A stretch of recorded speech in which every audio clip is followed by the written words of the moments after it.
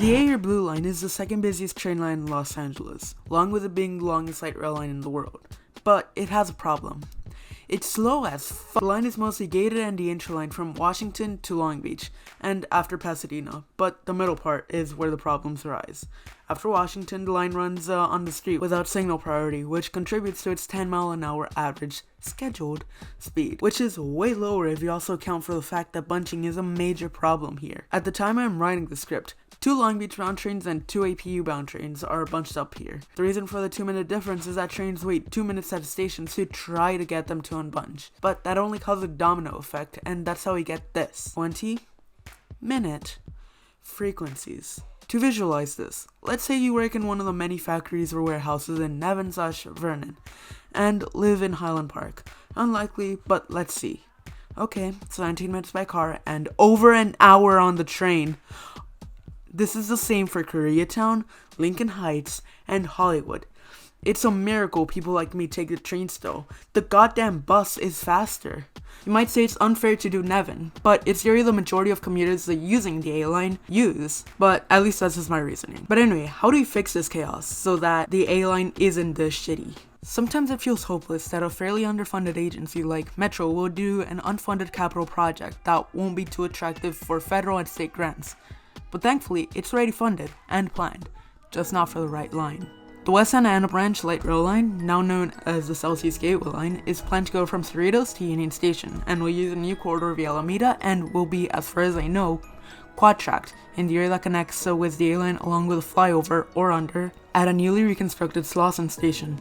So how could this help fix the A-Line? Well, what if we instead make the A-Line follow the newly constructed grade-separated and preempted corridor via Alameda instead of the Southeastern Gateway, and instead send the Southeastern Gateway via the old A-Line corridor through downtown and the regional connector?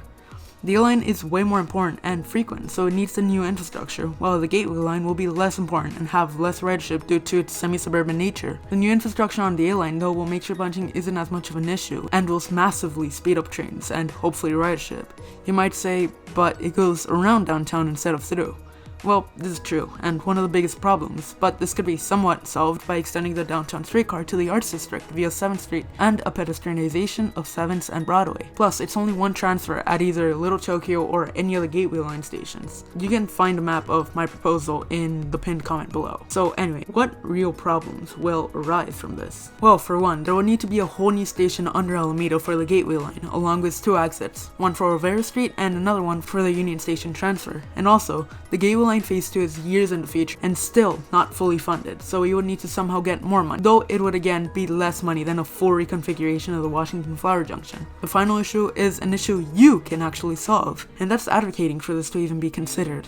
If you support this and live in LA, take the A-Line daily, or live along the corridor of the Gateway or A-Line, consider going to a Metro meeting and submitting the info I've given in this video, and your own opinion to your LA County Supervisor and Metro Board in person. You can do this by going to a Metro Board meeting at 1 Gateway Plaza, which is a tall building next to Union Station's bus plaza, at the required time for the meeting on the 3rd floor.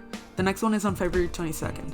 If you can't attend, dial into 202-735-332 and enter the code that will appear on the screen right now, 5 minutes before the meeting starts at 10 a.m. For any other meeting, check the website here, boardagendas.metro.net/events. For a regular meeting after the 22nd, it will be in the pinned comment, along with more info that is up to date. Again, you attending and submitting a public comment is the biggest thing you can do to make this or any other thing a reality. If you really want to make sure you're heard by the right people though, check out the website for the planning committee and attend it. It's normally at 1 p.m. and info and public comments are on page 4 of all agendas. And again, don't forget to email your LA County supervisors about this video and your opinions. You can find your supervisor here, as I'm showing you, and you can find their email here.